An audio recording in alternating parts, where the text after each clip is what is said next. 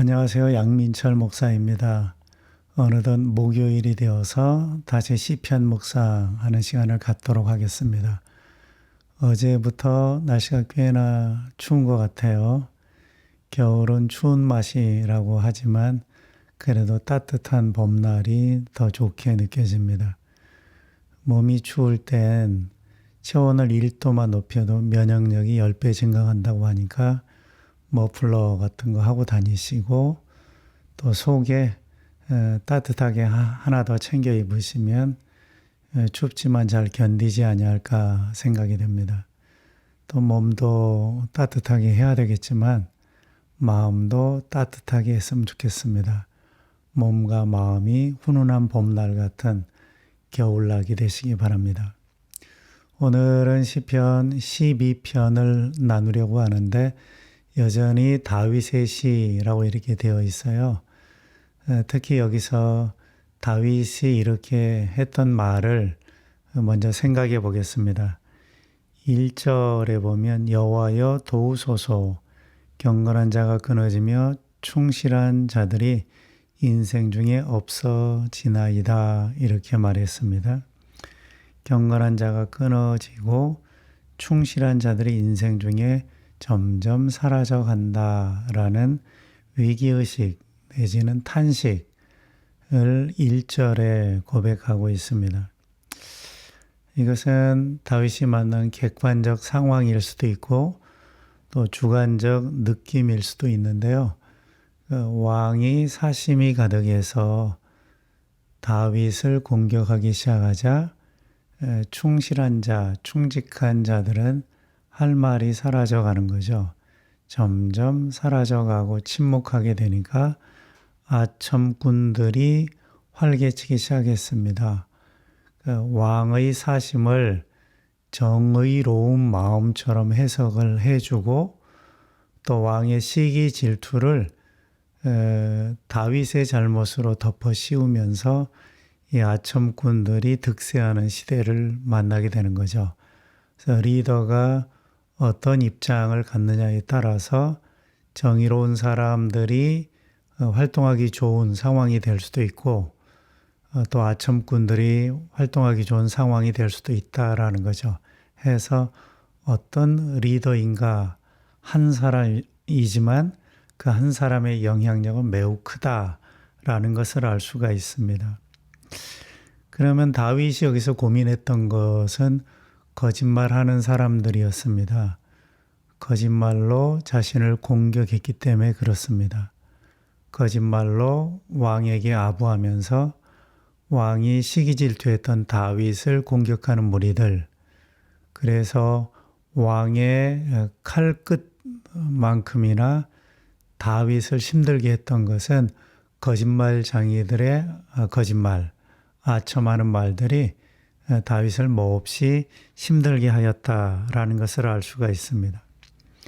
그러면 4절에 보면 이렇게 기록되어 있습니다. 그들이 말하기를 우리의 혀가 이기리라. 우리 입술은 우리의 것이니 우리를 주관할 자가 누구리요. 거짓말로 세력을 형성하고 다윗을 궁지에 몰았고 또 거짓말로서 왕의 곁을 든든히 지켰던 그들이 기고만장해서 했던 말, 우리의 혀가 이길 것이다. 우리의 입술은 우리 것인데 누가 우리를 통제할 수 있으랴. 우리 마음대로 할 수 있다. 이런 얘기입니다. 그래서 다윗은 이런 거짓말과 맞서 싸워야 했습니다. 왕의 군대와 싸워야 했고 또 그들의 거짓말과 싸워야 했다라는 것입니다. 그야말로 그는 거짓말 전성시대를 보았는데 거짓말은 여러 형태로 사람의 이성을 마비시킵니다. 어떤 거짓말이 있을까? 거짓말의 종류를 한번 나열해 볼게요. 가장 많이 사용하는 거짓말, 아무 죄책 없이 내뱉는 거짓말이 있어요. 과장하는 거죠. 과장하는 거. 또 편파적으로 주장하는 것. 이런 거짓말은 아무런 문제의식 없이 우리가 사용하곤 합니다. 비교적 좋은 물건을 역대 최고의 물건이라고 평가하면서 구매자의 정상적 판단에 살짝 어려움을 주죠. 화자에게 이익이 되는 사람을 극찬하며 소개하는 행위는 청자, 그 말을 듣는 사람들의 판단을 흐립니다. 화자의 마음을 상하게 한 사람에 대한 혹평은 청자에게 부정적 선입견을 심어주어서 인간관계를 고립시킨다라는 겁니다. 특별히 악한 사람이 아니더라도 평범한 다수의 사람들이 흔히 범하는 실수이며 가장 자연스러운 형태의 거짓말이라는 것입니다. 해서 편파적인 주장, 자기 입장에서만 생각하는 이런 주장이나 또 과장, 내가 좋다고 해서 지나치게 좋다고 말하고 내게 어려움을 주었다 해서 아주 나쁜 대상으로 몰아세우는 이런 거짓말은 우리가 별 문제의식 없이 내뱉는 거짓말인데 듣는 사람들은 그 이야기를 곧이곧대로 들을 수도 있기 때문에 항상 조심해야 됩니다. 과장하지 않도록 최대한 팩트에 가깝게 말할 수 있도록 노력을 해야 되겠죠. 그 다음에 내 입장에서만 주장해서는 안 됩니다.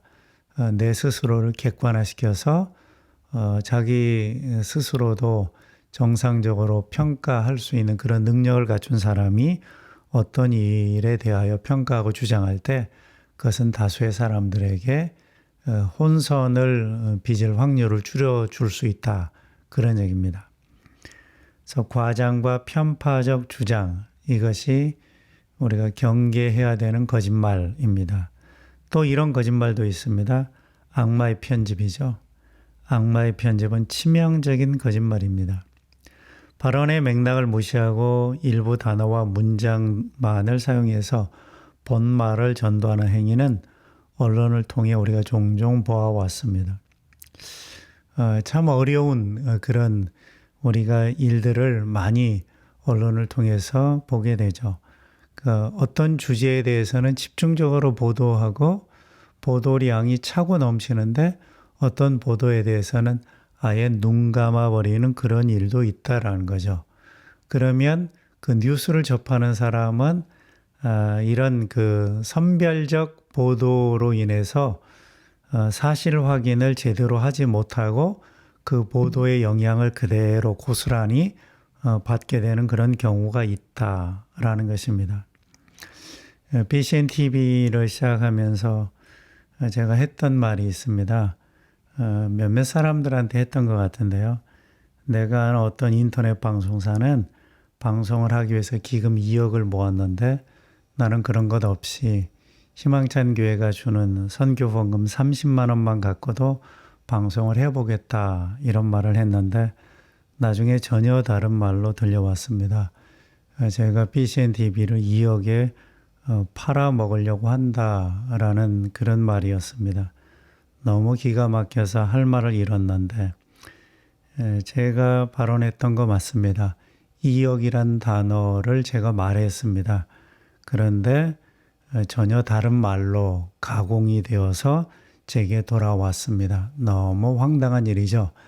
이런 거짓말이 세상에 적지 않습니다. 몇 개의 문장, 몇 개의 단어를 가지고 전혀 다른 내용을 창조해내는 그런 말들, 이것은 매우 치명적 거짓말이라는 것입니다. 또 이런 거짓말도 있습니다. 정황상 믿도록 만드는 거짓말, 이것 역시 치명적입니다. 누군가 돈을 분실한 상황에서 무리 가운데 가난한 사람을 분실 사건과 연결하는 말. 그러면 사람들은 상상하죠. 가난하니까 남의 돈에 손을 댔나 보다. 이런 의심을 사게 하는 연결. 이건 매우 사악한 거죠.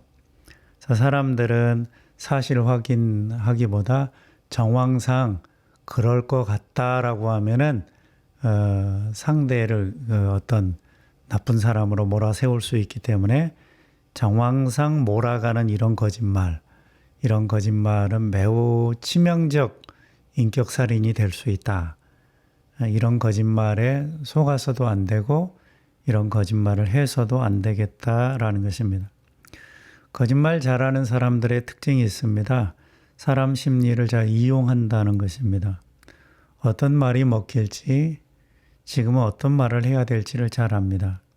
그런 의미에서 칭찬은 아닙니다만 거짓말 잘하는 사람들은 머리가 좋다고 할 수 있습니다. 안타까운 것은 이것입니다. 그 좋은 머리로 남을 속이는 일을 한다라는 것이죠. 하나님께서 우리에게 주신 재능과 은사로 악의적 거짓말을 빚어내는 것은 얼마나 불행한 것입니까? 하나님께 선물 받아서 나쁜 짓을 하기 때문입니다. 부디 우리가 받은 소중한 은사를 사람 살리고 하나님 나라를 이루게 하는 일에 사용하게 되기를 바랍니다. 그렇다면 거짓말에 어떻게 하면 대처할 수 있을까? 거짓말 대처법. 4가지를 소개하려고 합니다. 첫째, 대개 거짓말은 은밀한 데서 빚어집니다. A를 대할 때 했던 말과 B를 대할 때 했던 말이 각각 다릅니다. 그때그때 상황에 따라 창조되는 것이 거짓말의 특징입니다. 이런 특징을 가졌기에 공개적인 자리에 약하죠. A와 B가 함께 있는 자리에서 말이 줄어들 수밖에 없다라는 것입니다. 그러므로 이렇게 권하고 싶어요. 대화는 빛 가운데서 하고 공개해도 되는 말을 해야 합니다. 이런 말에는 거짓이 포함되기가 어렵습니다. 또 이렇게 말할 때 거짓말을 솎아낼 수가 있는 거죠. 진실을 밝힐 수가 있는 거죠. 대화는 빛 가운데서 하고 공개해도 되는 말들, 공개적 자리에서 말하는 그런 습관을 들이는 것이 좋겠다 싶습니다. 이것이 은밀한 데서 이루어지는 거짓말의 대처법이라는 것입니다. 두 번째, 이런 방법이 있습니다. 소통을 통한 정보 공유는 거짓말에 대처하는 공동전선이라는 것입니다. 소통하면서 정보를 공유하게 되면 거짓말을 함께 대처할 수 있다라는 것입니다. A에 대한 이간질은 A에 대한 경계심으로 이어지죠. 그 경계심은 단절을 가져옵니다. 이때 거짓말꾼은 양쪽을 오가며 거짓의 향연을 즐기게 됩니다. 이런 악마적 쾌락을 끊어버리려면 어떻게 하면 좋을까요? 계속 단절하지 말고 소통해야 돼요. 그리고 팩트를 확인하는 정보의 공유가 필요하다라는 것입니다. 사실 확인만 제대로 돼도 거짓은 뿌리 내리기 어렵습니다. 근데 단절된 상태에서 거짓은 옥토를 만나게 되는 거죠. 30배, 60배, 100배로 결실할 수가 있습니다. 그래서 소통하고 정보를 공유하고 팩트를 확인하는 그런 작업, 이것은 거짓의 환경을 말살하는 방법이 되는 것입니다. 세 번째, 거짓에 대처하는 방법은 이것입니다. 존재는 말보다 위대하다라는 말을 새기셔야 합니다. 거짓말이 난무할지라도 존재의 아름다움을 경험한 사람은 많은 말보다 직접 만나 경험한 것을 더 크게 여깁니다. 물론 존재는 자신이 증명되기까지 많은 포화를 견뎌내야만 합니다. 거짓말이 스물스물 올라오는 현실에서 최후의 해명은 존재를 경험하게 하는 방법이 된다라는 것입니다. 만일 존재를 잘 다듬고 준비하지 않았다면 여지없이 당하고 말 것입니다. 하지만 잘 준비했다면 많은 거짓말을 단방에 이기는 가장 강력한 무기가 된다라는 것입니다. 마지막 4번째, 이런 방법이 있습니다. 하나님께 기도로 호소하셔야 합니다. 거짓말과 싸우는 방법, 하나님께 기도하라는 것이죠. 예수님은 마귀를 거짓말장이 거짓의 아비라고 요한복음 8장 44절에 언급한 바가 있습니다. 그래서 이 거짓은 사탄의 전매 특허와 같은 거죠. 거짓의 뿌리가 마귀입니다. 그런 의미에서 거짓과의 싸움은 매우 영적인 것입니다. 마귀의 간궤를 다 꿰뚫고 마귀의 간궤를 파괴하기 위해서 우리는 기도해야 되는 것입니다. 이는 영적인 싸움이기 때문에 그러합니다. 기도는 혼미하게 하는 사탄의 연막을 다 걷어냅니다. 안개가 걷히면 사물이 또렷이 보이듯이 사탄의 거짓이 사라지면 모두가 진실에 직면하게 될 것이다 라는 것입니다. 거짓이 없는 세상에 살고 싶습니다. 하지만 현실은 그렇지 못하기 때문에 이런 말씀을 나누는 것입니다.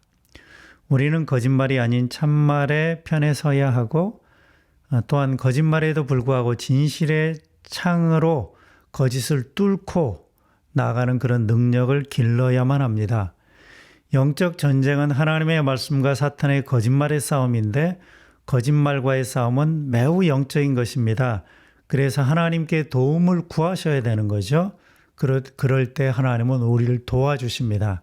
하나님께 기도할 뿐 아니라 앞서 언급한 세 가지 방법, 대화는 빛 가운데서 하고 공개적인 정보 공유 이런 방법, 또 어떤 사람과 단절할 때 거짓이 그 사이에서 싹 틀 수 있기 때문에 소통의 노력, 그리고 내 존재가 거짓으로 뿌려놓은 잘못된 정보를 이길 수 있는 잘 준비된 존재로의 그런 노력, 이런 것들, 이런 인간적 요소와 함께 하나님께 기도할 때 우리는 거짓과 싸워서 이길 수 있다라는 것입니다.